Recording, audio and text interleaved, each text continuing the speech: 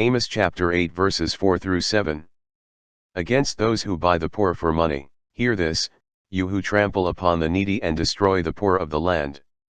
When will the new moon be over, you ask, that we may sell our grain, and the Sabbath, that we may display our wheat? We will diminish the ephah, add to the shekel, and fix our scales for cheating. We will buy the lowly man for silver, and the poor man for a pair of sandals, even the refuse of the wheat we will sell. The Lord has sworn by the pride of Jacob, never will I forget a thing they have done. Today's reading has to do with social justice, a term we often hear of in relationship to those victimized by the greedy. Amos tells us about the merchants of his time. Verse 5, when will the new moon be over, you ask, that we may sell our grain, and the Sabbath, that we may display our wheat? Why is the new moon important to them? Remember, the Jews used the lunar calendar, and the new moon was the beginning of the month, which was observed as a holiday. Therefore, the new moon and the Sabbath stopped work, and thus their opportunity to make money.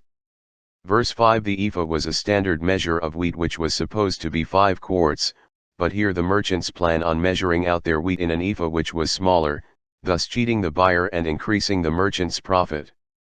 They were fixing our scales for cheating. They had no intention of giving the buyer an honest measure of grain for the agreed upon price. Verse 6, we will buy the lowly man for silver, and the poor man for a pair of sandals, even the refuse of the wheat we will sell. Buying the lowly man for silver is another reference to the crooked merchant not giving the full measure of worth. When buyers were cheated, they were sometime driven into debtor's prison where he would remain until his debt was paid. The merchant who cheated the customer, and forced him into bankruptcy, would then go to the prison, and buy the man as a slave and then use his labor to make still more money for the merchant.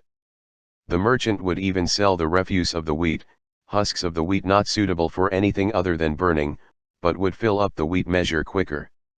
You see, these cheating merchants weren't really interested in the worship, they just went to the temple because their shops were closed as required by law. It was good for business to be seen in the temple and an opportunity to socialize with their fellow merchants. These merchants certainly weren't men of God. Amos was just an average man who could have chosen to continue sheep herding and taking care of his family, but he decided to take God's message to northern Israel.